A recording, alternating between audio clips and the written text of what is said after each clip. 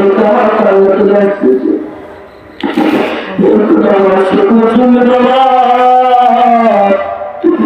যুবক ডাক্তার নবী গো,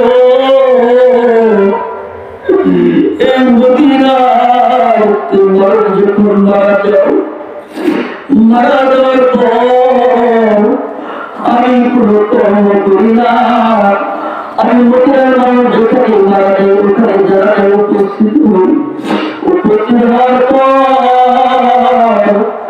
আমি দেখি মানুষগুলোকে কোথায় দাপন করে, আমি রাখতে চাই না ওই দাপনকৃত মানুষটাকে মাঠে সরাইয়া তার কাপড়টা আমি নিয়ে আসা, আমি ধোয়া পরিষ্কার করিয়া বাজারে বিক্রি করি, বিক্রি করে আমি আমার সংসার চালাই। সুবহানাল্লাহ। কাজটা কি কঠিন না? কিন্তু মানুষের কাজ। বাবা আমার ভাইরা, কাপড় আমার কত আমার ঘাটি, কাপড় আমার কত আমার ঘাটি, ওই কাপড়ে যেতে হবে থাকবে না কেউ সাথী। কাপড় আমার কত আমার ঘাটি, ওই কাপড়ে যেতে হবে থাকবে না কেউ সাথী। 3.5 হাত মাটির ঘর, কারো মন কারো বোন, কারো বাবা ফুলের বাগান, কারো বাবা জাহান্নাম। কাপড় আমার কত আমার ঘাটি। বেশি বদল নেই বাবা, না না, আমি আলহামদুলিল্লাহ পর্যন্ত আমার সাহেব আমি সর্বোচ্চ আমি গুণাগার করার দিয়েছিলাম, যে করার কারণে সুরাত আমার সবার আমার ভালোবাসেন, আমার মাস্টার সাহেব আমি অনেক ভালোবাসিলাম, অনেক ভালোবাসেন। বাজারের সারা বাংলাদেশে আমি নতুন নতুন হাদিসের কথা বলি, মানুষের আগে বলে বলে কোরআন হাদিস পড়ে আসেন করে এমন মানুষ আছে একটা বার জানা কথা বলতে পারে না। ঠিক আছে না? আছে না? আল্লাহ ওই দোয়াটা নাই, তারা কোনদিন কাছে কথা বলতে পারবে না। আমার সামনে আমি কত বড় বড় আলেম আমার থেকে, আমি কালিমা মুক্তি হচ্ছি 4টা ডিগ্রি, এরপর আমি কুতুব করে খাই করেছি। আল্লাহু আকবার বলেন। কোনদিন কোন জায়গায় পানি দেবে না, কিছু জায়গায় কি পানি জলে একটা মানুষ হতে হলে আরেকটা মানুষের পানি করতে হবে, আর কখনো মানুষ হবে না। আজকে আমাদের সময় দেখবেন বলবেন করে নাই, তুলসী নাই, পীর নাই, এটি যারা আছে সব গুমরা বলে কি বলে না। আমরা বলবো যারা এগুলা বলে তারাই সবচেয়ে জাতির বেশি মেরুদণ্ড, তারা সবচেয়ে বেশি গুমরা মানে কিনা। আল্লাহ বলে আলা ইন্না আউলিয়া আল্লাহি লা খাউফুন আলাইহিম ওয়া লা হুম ইয়াহজানুন। আল্লাহু আকবার। যারা ওই হয়েছে তাদের কোনো ধরনের চিন্তা নাই, তারা একমাত্র আল্লাহর লক্ষ্য খুশির বান্দা। বলেন সুবহানাল্লাহ। এই দিকটা কে দিয়েছে? আল্লাহ। আল্লাহ ওই লক্ষ্যটা ঠিক আছে না? বাবারা আমার ভাইয়েরা, ওই যুবক বলতেছে আমি মদিনার মানুষ যখন মারা যায় জানাজার অংশগ্রহণ করি, আর কি করে দাফন করেছেন ওই কাপড়ের কাপড়টা কি করি। নবী গো, অল্প কিছু আগে এই মদিনায় নতুন একটা কবর হয়েছে। মামা ওই মদিনায় সুন্দর একটা মেয়ে দুনিয়া থেকে বিদায় দিয়ে চলে গেছে। ও নবী, আমি আমার পেশা অনুযায়ী আমি আমার রাত্রে ঘুমিয়ে যখন সবাই চলে গেল, আমি আমি মদিনার কবরস্থানে ঢুকলাম, দুইটা আমি কাপড়গুলা খাটকিগুলা সরাইলাম, সরানোর পর তার চেহারাটা বের করলাম, কাপড়টা খুললাম, বের করে দেখি নবী এত সুন্দর খুশি একটা মেয়ে, ওই মেয়েটার সাথে আমি আর ঠিক থাকতে পারলাম না, আমি জিনা করার পর নাউযুবিল্লাহ। এই কথা যখন বললেন নবীর সম্মুখে, নবী আমার ডাক না বকর, কই রে ওমর, আমার দরবার থেকে এত বড় অপমান থাকবে আমি সহ্য করতে পারবো না। যে মদিনা এত পবিত্র জায়গা, আর ওই মদিনার মাটির নিচে মেঘ এসে জিরা করছে, আমার সম্মুখে দাঁড়ায় বলছে ওমর খাট ধরে বের করে দে।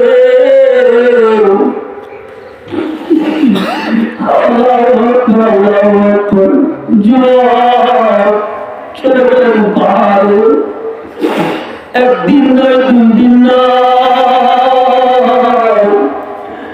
40 দিন পর্যন্ত যুবক মালিকের কাছে চোখের পানি ফেলে ফেলে কান্না করে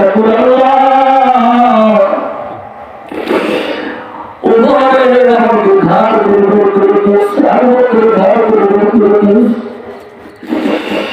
শেষ পর্যন্ত ভাবছি নবী আমাকে বুকে দিবে, কিন্তু আমার মায়া নবী আমাকে ঘাড় করে দিয়েছে। আল্লাহ এই পাহাড়ের চূড়ায় তুমি আর তোমার বান্দারা কেউ যাবে, এই বলে যুবক আল্লাহর কাছে কান্নাকাটি করে 40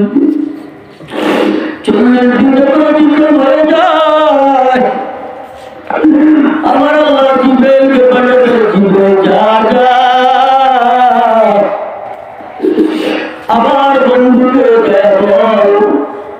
কি বলবো, ওমর যে একটা যুবক নিয়ে আসছিল, ওই যুবকটা কি বলছেন, যুবককে বলছি আমার তো হয়ে যাওয়ার জন্য, বলে কেন, বলে যুবক জিনা করেছে, যে মদিনার সুন্দর মেয়ে সেটা জিনা করেছে, আর কবর থেকে কেটে বলে মেয়ে তার বাসা বলে যুবক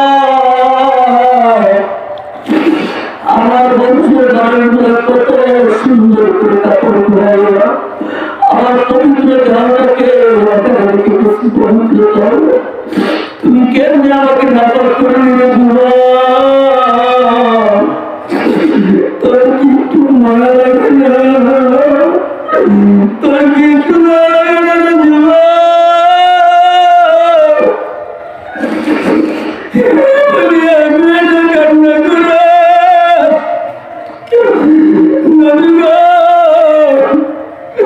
এই বলে মেয়েকে কান্না করতে, এরপর বিশ্বাস জিনা করতে, এই জন্য আমি তাকে বের করে দিয়েছি, আমি তার আমার কাছে রাখি নাই।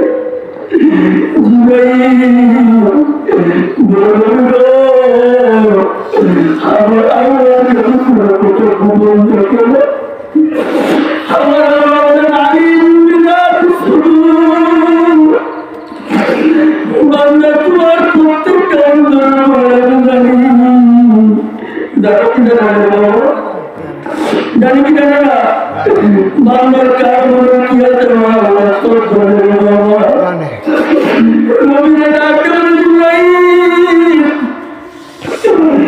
এই গোটা দুনিয়াতে খাবার ব্যবস্থা কে করে আমার আল্লাহ করবো, এই দুনিয়ার মুসলমানকে খাবার কে দেয়, বলে আমার আল্লাহ দেয়, এই যে সারা হাঙ্গর মাঝে আছে খাবার খেয়ে দেয়, বলে আমার আল্লাহ দেয়। আমার নবীকে যখন আমার আল্লাহ জিবরাইলের বরকতে এগুলি বলে, জিবরাইল নবীকে বলে পয়গম্বর আপনি যাকে তারা দিয়েছে আপনি জলদি জলদি খবর পাঠান আজকে চরণের দুটো তুলে জোয়ার একটু পানিও খাই না মালিকের দরবারে কান্না করতে করতে আমার মালিক তার চোখের পানি এমন ভাবে কবুল করেছে চোখের পানি বরকতে যুবককে আমার আল্লাহ ক্ষমা করে দিয়েছে লা ইলাহা ইল্লাল্লাহ লা ইলাহা ইল্লাল্লাহ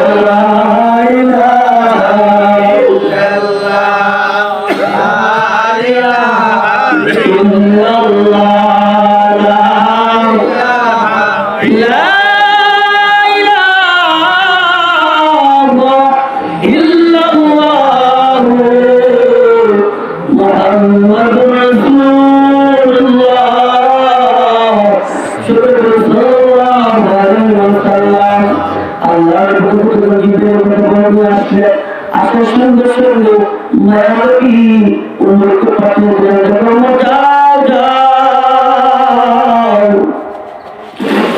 আমি যে যুবককে দিয়েছি তাকে দেখে কোথায় পাওয়া যায় কি ঘুমার পুরাবনি নাই ঘুরিয়া ঘুরিয়া বেড়ায় আর যুবকের না ধরে ধরে কাজ করে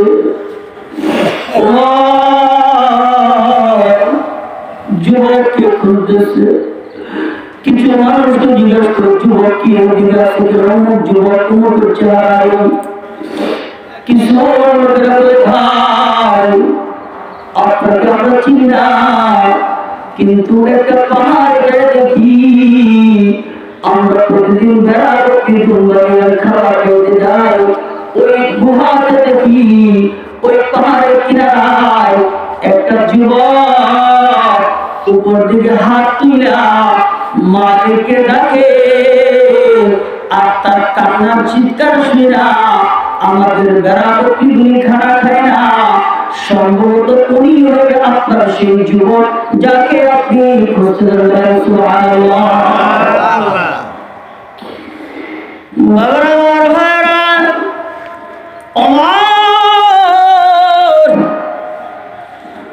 ওমরের কাছে তো নিয়ে আসে না ওমরের কাছে নবীর কাছে কথা বলছি না কাছে নিয়ে আসে নবীর কাছে কাছে আসে নবীর কাছে ওমরের কাছে তো নিয়ে আসে না নবী যদি কোনো একটা টেনশন করে কোনো একটা প্রয়োজন হয় আমার সরাসরি জিবরিলকে পাঠায় সুবহানাল্লাহ আমার নবীর কাছে জিবরিল 24,000 রাসূল সুবহানাল্লাহ বাবার ভাইরা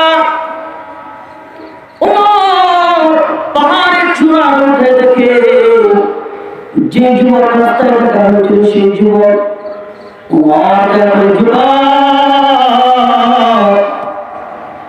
মাথার উপরে উঠাও আমাকে দেখতে তাকাও মাথার উপরে তাকায় তাকাতে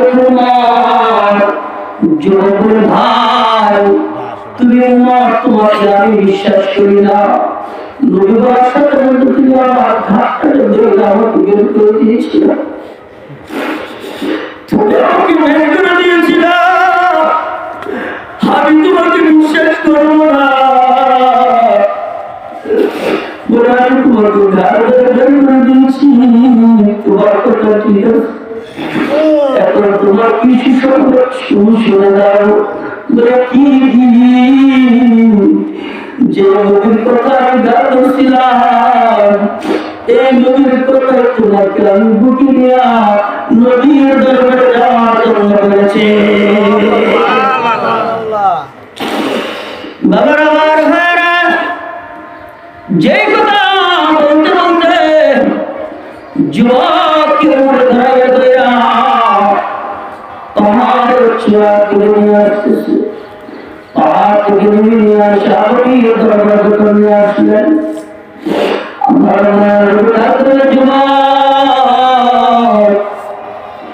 তুমি মদিনার সুন্দর মেয়ে অপকর্ম করেছো তুমি এমন অপকর্ম করেছো